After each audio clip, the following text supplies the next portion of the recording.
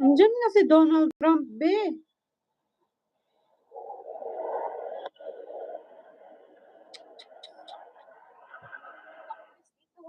Huh?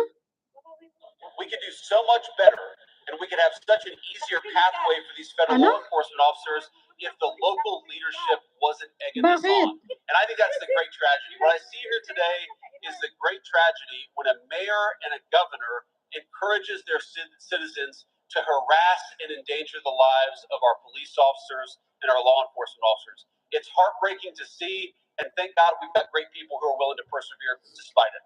Ay, naku, Lord. Another question, Mr. Vice President. There's been back and forth about what raids will be going on in agricultural businesses and restaurants. Could you tell us if that's going to continue or not? Well, the president's made 2 points on this that I think are very worth emphasizing. Number one, if you are in this country illegally, Oh my God.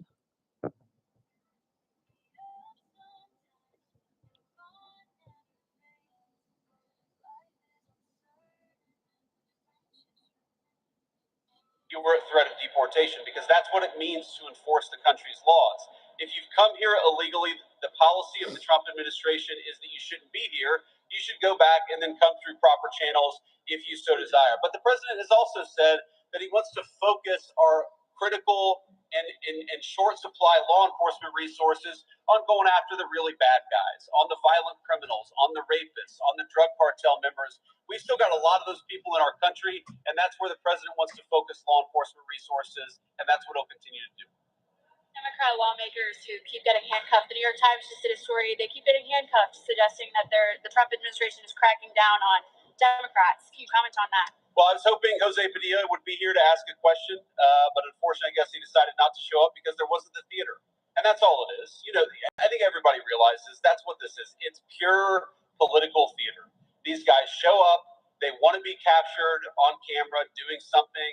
They want to be able to go back to their far left groups and to say, look, me, I stood up against border enforcement. I stood up against Donald Trump. But all they're really standing up for is for drug cartels to run rampant over our country and sex traffickers to be able to continue to traffic little kids into our country. That's what you're doing when you stand against border enforcement. So I think these guys, we ought to laugh them out of the building. We ought to call them out for doing what they're doing, which is grandstanding.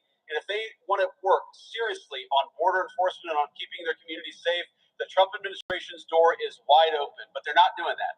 They love the grandstanding. They hate law enforcement because they hate the idea of the United States of America having a border. It's a disgrace, but it is what it is.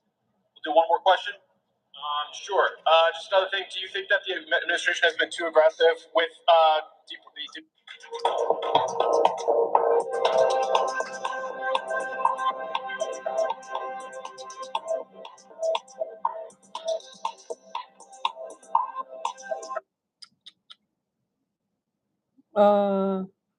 Khamenei?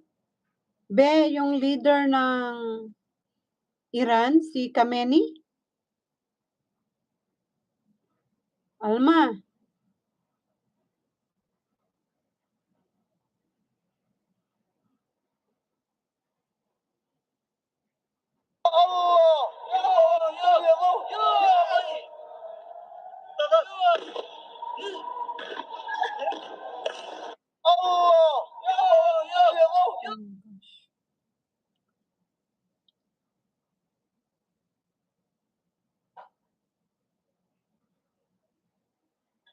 Let's practice your English. Sure, let's. Hello guys. May kape at coffee mate dyan sa taas. Gusto niyo ng coffee? Ay, nako guys.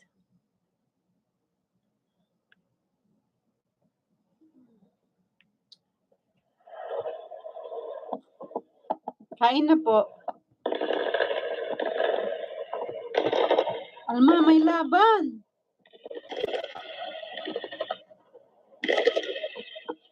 Alma, may laban. Ang Iran at Israel. Saan ka ba?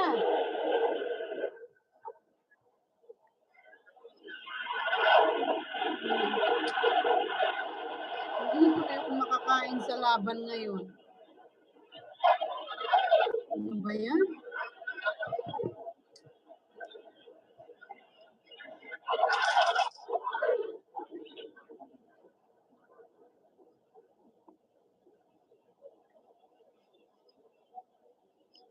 Guys, it's a war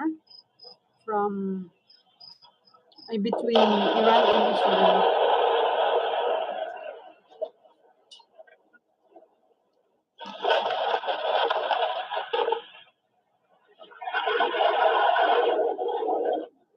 I hope there will be peace between these two countries. Oh my God. What's happening in this world, guys?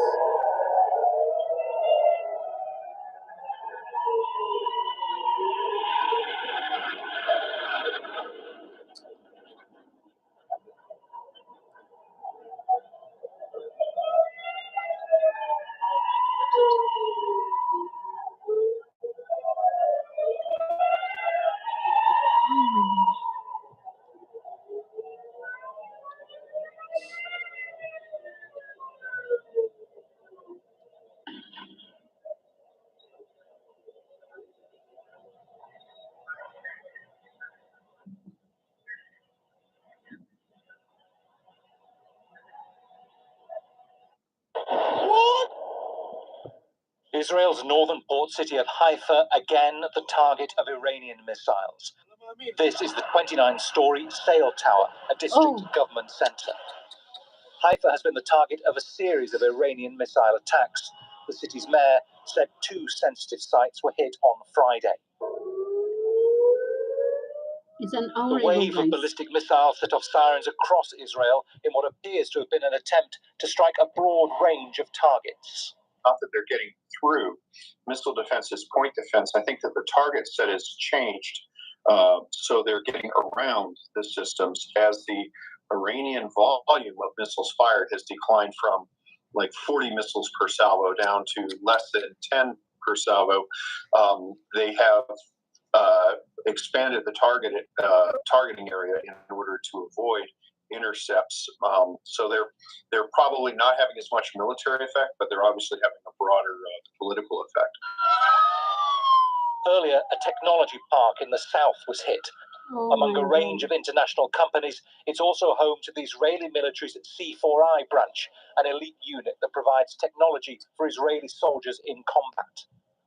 Israel's Prime Minister visited the Weizmann Scientific Institute that was hit last Saturday. 45 research laboratories were destroyed. The war will go on as long as it takes, Benjamin Netanyahu said, with or without increased US support. The goal that I set is to destroy the Iranian nuclear weapons program, and we have the capabilities of achieving it. The United States makes its own decisions. President Trump is a great leader for the world, a great friend of Israel, and a great leader for America. He'll decide to do what's good for America. We do what is good for Israel. Oh my God. Iranian state television released video of what it says are missiles being launched towards Israel. Israel's military says at least one contained cluster munitions. These explode in the air above the target and scatter smaller missiles in an 8-kilometer radius. Israelis stuck abroad are beginning to arrive home by ship and air. Support for the attacks on Iran remains strong here, with the latest poll showing 83% of Jewish Israelis approving of their government's actions. But Israel is increasingly physically isolated. The main international airport remains closed to scheduled flights. FedEx is no longer delivering packages, and one of the world's biggest shipping companies, Maersk, will no longer make port calls at Haifa. All this while Chief of the General Staff, Eyal Zaman, warns Israelis to be prepared for a prolonged campaign. Bernard Smith, Al Jazeera, Amman. Make sure to subscribe to our channel to get the latest news from Al Jazeera. Nako. Oh, Alma, ano ba ang mananalo, ang Iran o Israel? Ha? Sinong mananalo, Iran or Israel? Ay? Sige. My God.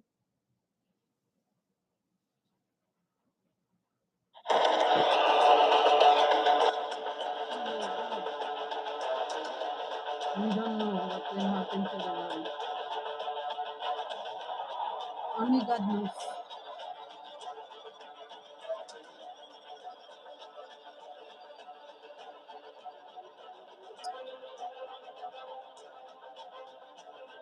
Years ago. Oh my God.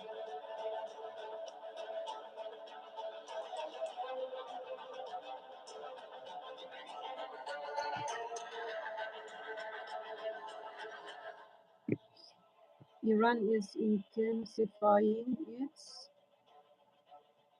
Iran hacks into Israel's CCTV cameras.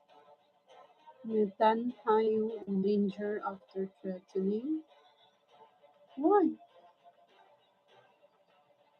Israel wants its residents to switch off home cameras. Oh my God! Even the cameras. Oh.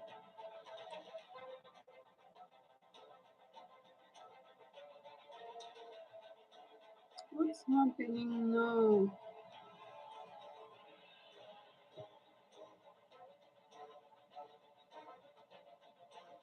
Target internet connected devices.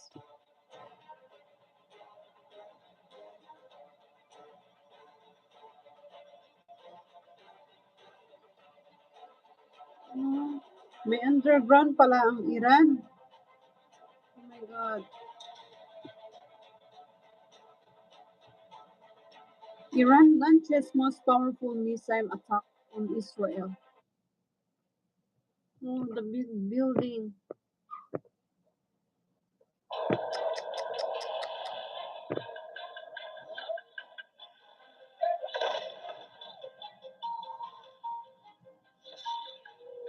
Oh no! Alma, yung sa ano?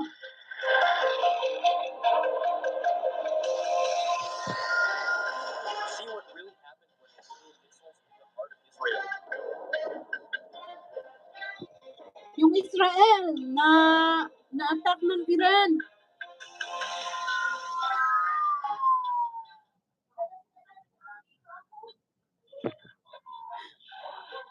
Why did this attack feel so much more dangerous than before? Iran launched another wave of ballistic missiles into Israeli territory. But there was something different and far more alarming. For the first time, Iran used an unusual type of warhead. Cluster warhead, a weapon that releases dozens of submunitions into a wide and random target area. This was not just a missile attack. Oh my God. This was a Missile to signal that missile, modern guys, warfare was between changing Iran shape. and Israel. And even more shockingly, Israel's most advanced air defense system seemed powerless to counter it.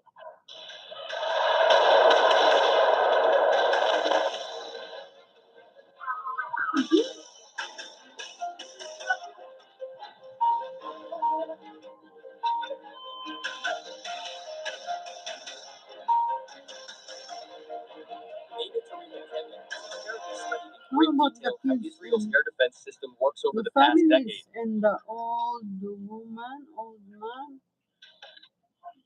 The kids, especially the kids and the women Layered all systems over like Iron these Dome, countries. David's Sling, and Arrow 3 are often hailed as the forefront of modern defense technology.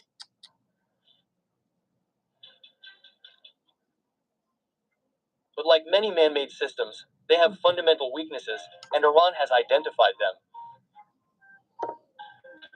Guys, these two countries, The they're systems are really not designed to intercept major threats that come one by one: short-range missiles, attack drones, or long-range ballistic missiles.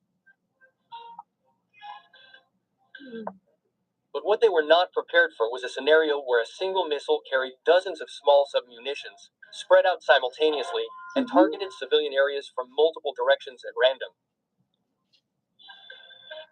This was the weak point that made the Israeli defense system look overwhelmed. Moreover, the heavy reliance on high-tech systems did not seem to be accompanied by adaptation to new tactics.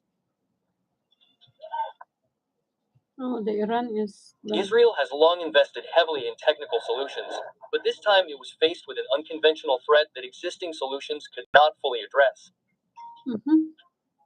really, guys. Criticism emerged from within the country about the need for a more flexible approach to Iran is so national defense. powerful also, and Israel also have power.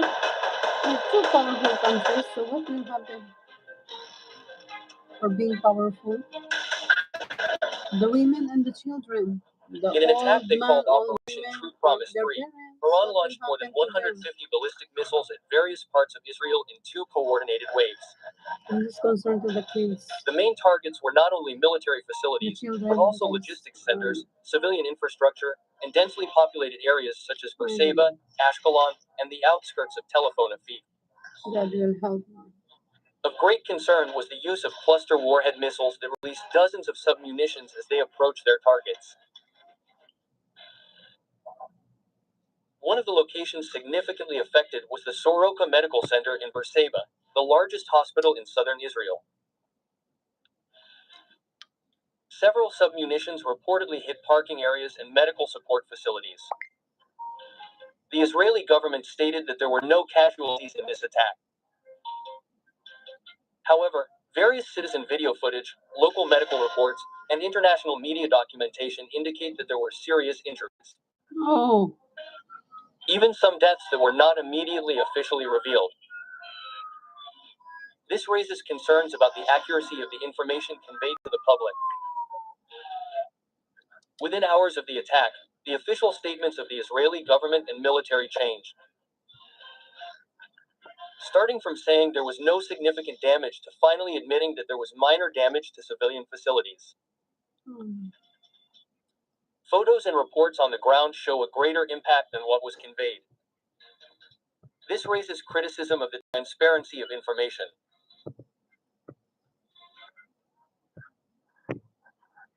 I hope this Although will the government stop argued this. that it Oh was my done to God. maintain the psychological stability of the community, Israel claims to have Whatever successfully you are intercepted a number of missiles.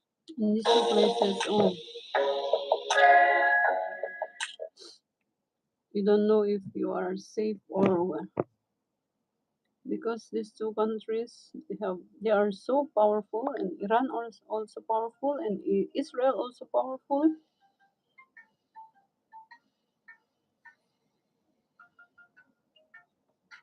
But how about the kids, these children, these women? Oh, what will happen to Intercepted them? a number of missiles with the Arrow and David Sling systems.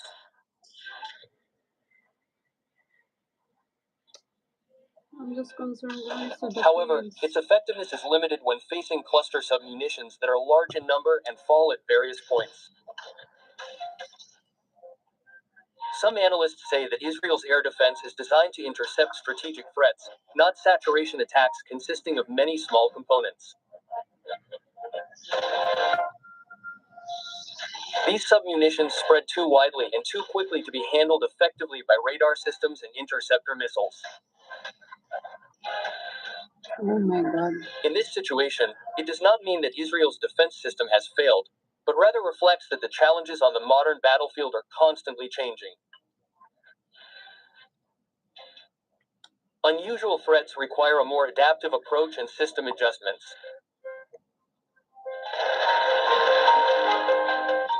The United States has firmly backed Israel and said Iran has overstepped its bounds. The White House has warned that it will consider a military response if the escalation continues. Russia, on the other hand, has called for a ceasefire and offered a diplomatic path. European Even countries are divided. Some Russia support the and escalation, while others remain neutral. China. China has kasama so din ang far not China. commented directly, but some analysts have suggested it may play an indirect role in the technology supply chain. The global response shows the geopolitical complexity of a region where strategic interests often influence the tone of diplomacy. Despite calls for peace, concrete steps toward de-escalation remain elusive. I need peace, peace, peace, peace. Iran's use of cluster warhead missiles is considered a form of asymmetric warfare. They do not rely on the large volume of conventional missiles, but maximize the impact of a single missile by spreading submunitions across strategic points. Oh my God. The production costs of these missiles are relatively low compared to Israeli interceptors, which can cost millions of dollars each. This gives Iran an advantage in terms of attack efficiency and the logistical burden that Israel must bear in defending its territory. Oh no. In this context, Iran shows that strategy and tactical innovation can be as powerful as technological superiority.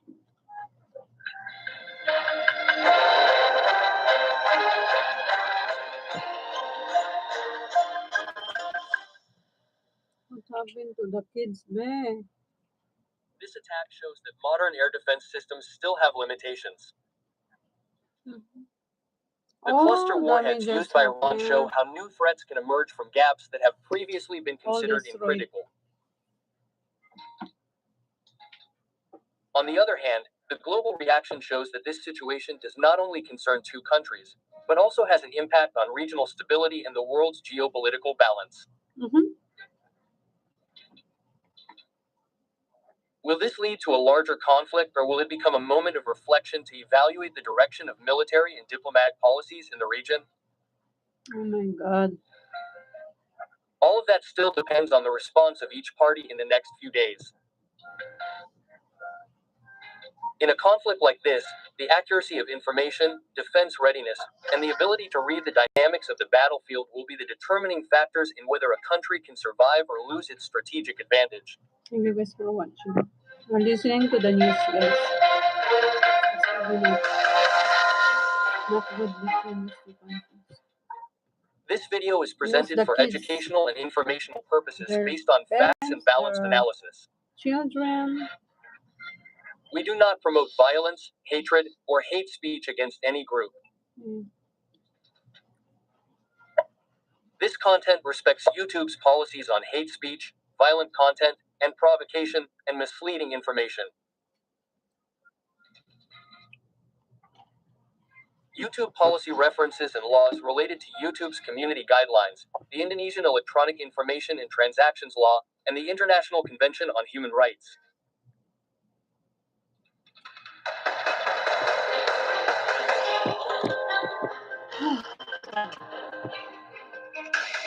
God knows what will happen. Ha? Ano nangyari, be?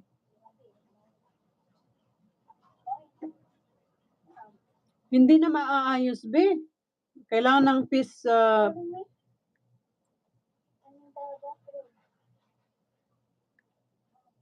peace between these two countries. Oh my God.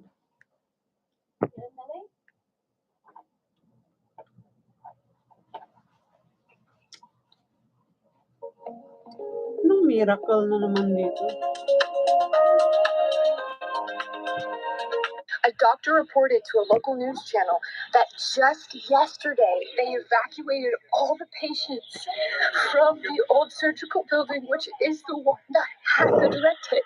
Just yesterday, that one decision saved so many lives, and we're praying for God to speak through different decision makers and lead and guide them so that more lives can be saved. As Iranian ballistic missiles continue to rain down on Israeli civilian centers, is the God of Israel performing miracles in real time?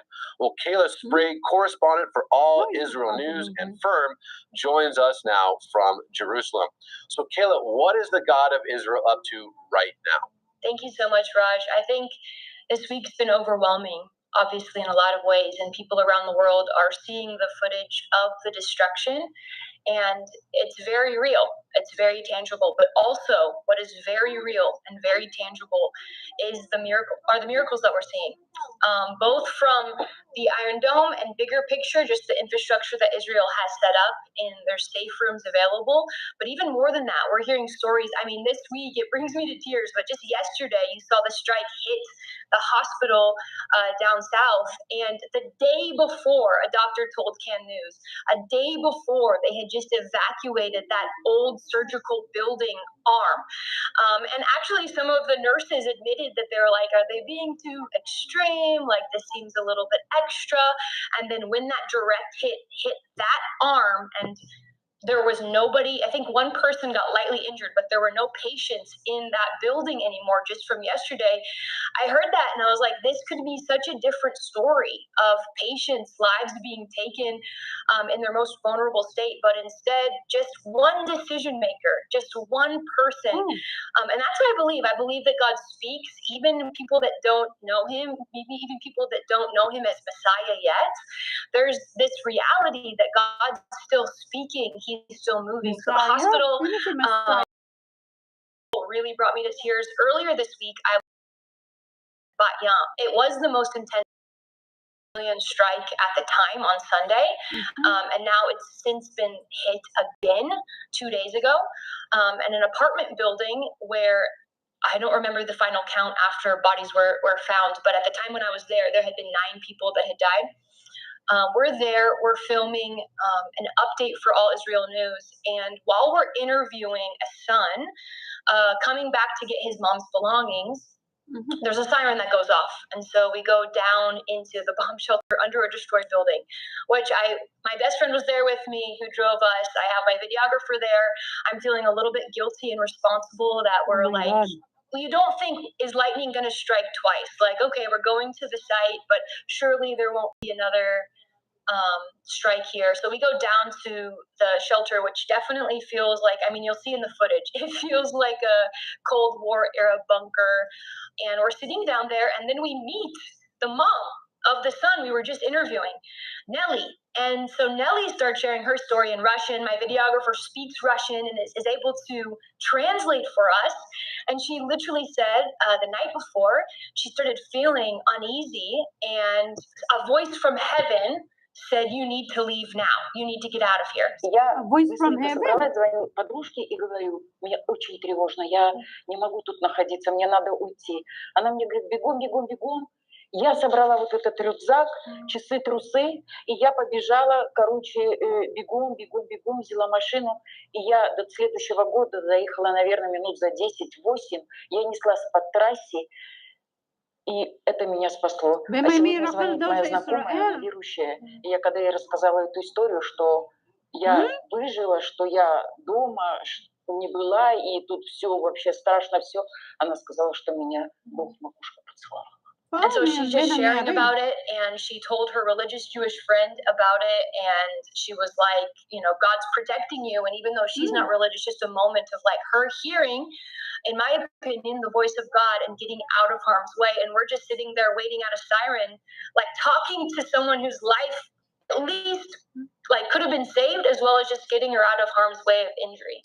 So Kayla, I've been watching a lot of your social media posts for Firm and for All Israel News for years, but this week in particular, you've been getting really emotional, kind of overwhelmed by these miracles that have been happening.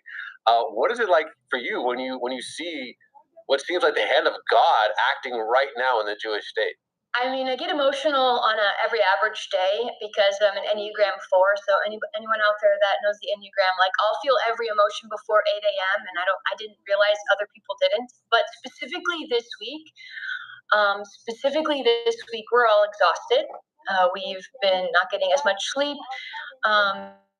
When you're seeing so much devastation, it reminds me of, you know, the reality of like what you focus on becomes your reality, and we need to have the context of the devastation. But as I'm reading scripture, as I know that believers around the world are praying Psalm 91, literally I asked on our Firm stories, I think on Monday, like what scriptures are you praying over Israel? And resounding, like responses. Over half the responses were Psalm 91. And then in the next slide, I asked, where are you praying from? And it was Switzerland, Brazil, India, America, Canada, South Africa, different parts of Europe. And it just made me realize, like, wow, believers around the world are praying, he who dwells in the shelter of the Most High will abide in the shadow of the Almighty. I will say to the Lord, my refuge and my fortress, my God in whom I trust. For he will deliver you from the snare of the fowler, from the deadly pestilence. He will cover you with his pinions, and under his wings you will find refuge. His faithfulness is a shield and a buckler. I've read this scripture for years, just like most people watching, but when you're literally seeing it in real time, you're literally seeing him be a shield. You're literally seeing him protect his people. It's hard not to get emotional, because I think more than ever, at least for me, I need the Psalms the last year and a half. I actually need them like differently than I thought I needed them before. And also it gives context to what we're seeing. I mean, I also heard a miracle from my friend that lives in the Golan Heights. There was a ballistic missile that hit in an orchard, and just 20 meters away, there were 6 Thai workers that were completely untouched, only 20 meters away. So like the miraculous reality of God keeping people from harm. And even in the last few days, I don't know about this afternoon, there was another siren and there were multiple direct hits. I haven't heard the report.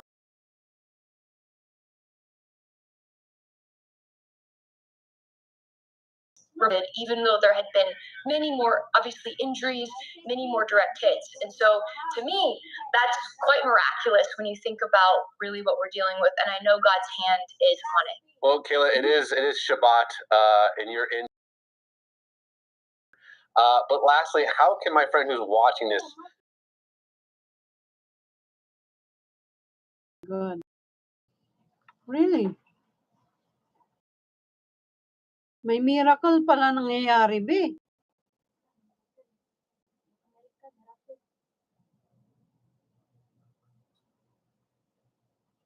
All countries daw nagpe-pray.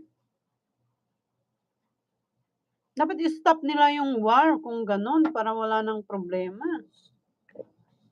But lastly, how can my friend who's watching this, you're doing such incredible work. God's placed you there. Like, I am just overwhelmed by like the providence of God placing you specifically.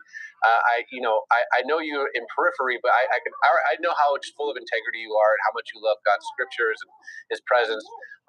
And you're a servant, and I think that's amazing. But how can my friend here be praying for you?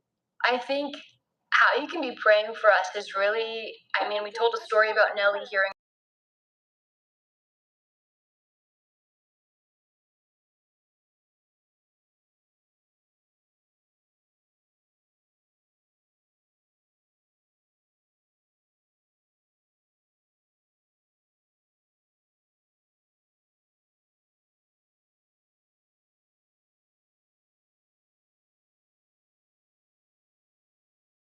prayer of like God.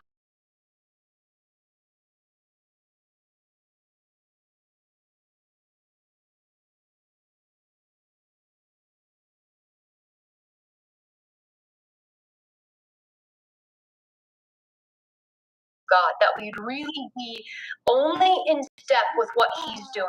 If you don't want to go, I don't want to go, like Moses prayed. And I think in these moments, we just want to do whatever we can. Like in Proverbs, I think it's 27. Don't withhold good from whom it is due if it's in your power to act. Okay, we take that seriously. We want to act, but also we want to obey. And obedience is so much greater than sacrifice. And He desires a broken and contrite heart more than just good actions. And so I think more than anything for me and for others, just that we would really listen to His voice and pace ourselves and make sure that we're actually putting our trust in Him and not our own ability to provide or to show up or to help, that it really is only by Him, for Him, and through Him. If we as believers can just be attuned to what He's saying, what He's asking of us, maybe He's asking one person to stay home, maybe He's asking another person to go out, and there's no judgment if we all need different things at different times to be able to be the hands and feet of Jesus. Ultimately, it's Him doing it, not us. Wow, amen. Amen and amen, Kayla. I know exactly why God placed you in this moment for such a time as this. I'm going to be praying for you more than I was in the beginning, just because, man, you are being used in some crazy ways. And we're going to be praying for your protection, for your friends, for everyone at both teams, at All Israel News, at Firm. But as for now, my friend, go have dinner. Shabbat Shalom. Shabbat Shalom. Thank you all so much for your prayers. Oh.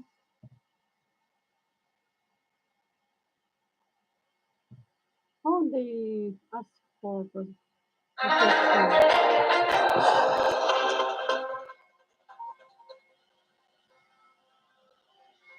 Well, thanks for joining us here at our Jerusalem studio, covering the ongoing war between Israel and Iran called Operation Rising Lion.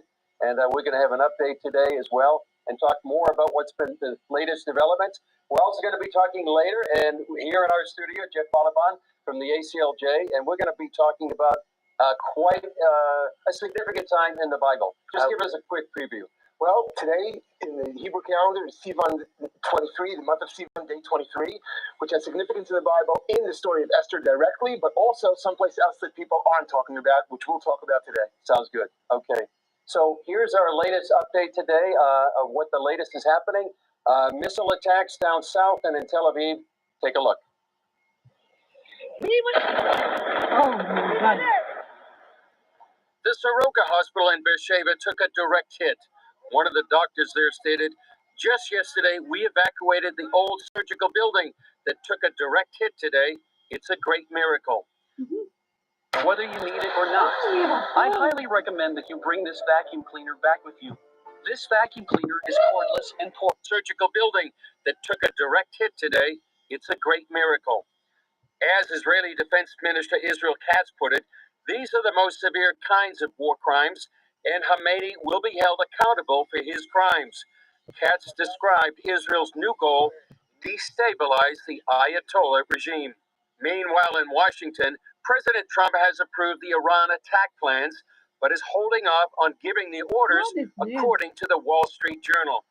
Speaking to reporters in the Oval Office, Trump says he's not looking for a fight with Iran.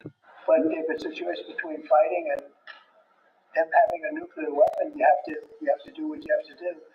We're not looking for a ceasefire. We're looking for a total, complete victory. Again, you know what the victory is. No nuclear weapon. In an address to the nation Wednesday night, Israeli Prime Minister Benjamin Netanyahu thanked the president for standing by Israel and told Israelis the goals of the war. We've embarked on this operation to eliminate two existing threats to the state of Israel, the nuclear threat and the ballistic missile threat. We're moving step by step towards eliminating these threats.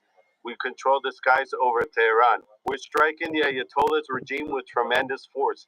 We're striking the nuclear weapons, the missiles, the headquarters, the symbols of the regime. Despite the attacks, Ayatollah Khamenei remains defiant. The Iranian nation will stand firmly against the war imposed on it, as it has done so far. It will also stand firmly against imposed peace. The Iranian nation will not surrender to anyone aiming to impose anything on it. Yet the Israel Defense Forces are now expanding their target list. During the strikes, we struck more than 20 targets around Tehran. These targets belong to the regime's military industry and security apparatus. That includes the regime's centers of power. Israeli Defense Minister Israel Katz told the Iranian people it's time to rise up and overthrow Khamenei's regime. He said symbols of power are being bombed and collapsing from the Broadcasting Authority and soon other targets as masses of residents flee. This is how dictatorships fall. Iranian-American journalist Lisa Dattari tells CBN's Iran have long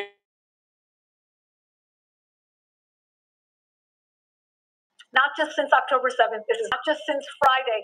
This is something that has been building up the Iranian people for 46 years. They're sick and tired of it. To see someone who is hanged because of a Facebook post or because they are a journalist or an athlete or a dancer. This is the life and the reality that they have been living.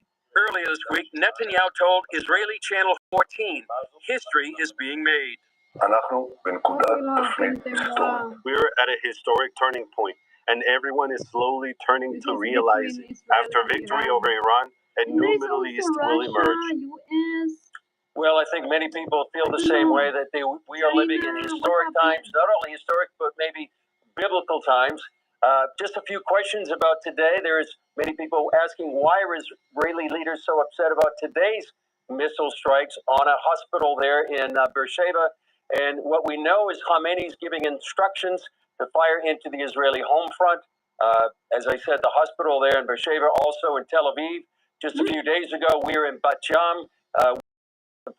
Apartment complex was destroyed. So they are targeting civilian sites. On the other hand, the IDF is targeting military and strategic sites. Not only that, but also giving evacuation orders. As I said, Khamenei is deliberately targeting civilians and then often sending out misinformation. For example, they put out information that there was actually a military infrastructure underneath a hospital in Beersheba. Also today, Israel attacked a nuclear reactor at Iraq. Now, why is that so important?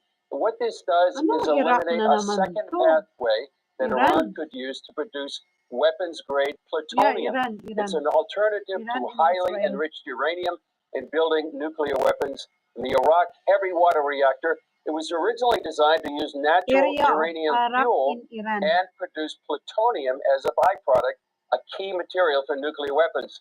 So Iran said it was from medical isotopes, but the design is ideal for weapons-grade material production. It's also hard to monitor, hard to reverse. So the plutonium production could have been concealed through civilian cover stories. So once it was operational, it could make Iran a nuclear threat, could choose either enriched uranium to 90% weapons grade or plutonium for a bomb. So destroying it now, it prevents future reactivation by Iran. Also, it's really a psychological and strategic blow to Iran, really neutralizing all the nuclear weapons options for Iran. So it's a red line. Iraq represents a red line, and it enables, because it could have enabled plutonium-based nuclear bombs. So also another question is, could it be that Israel may try to eliminate,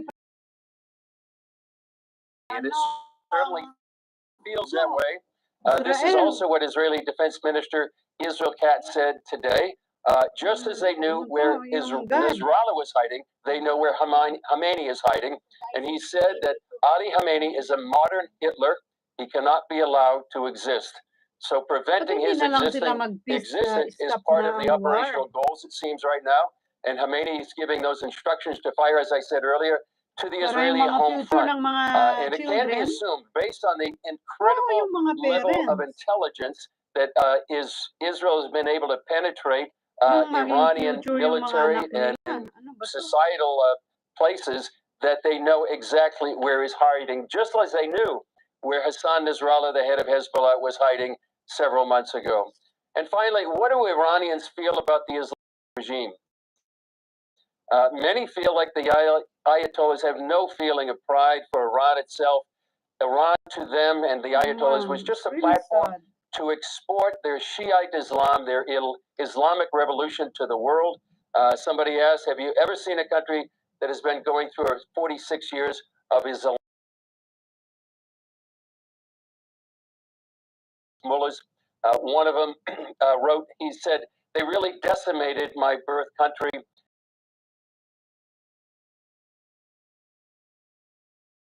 Up Hamas, Hezbollah, and the Houthis, while many Iranians are destitute at home.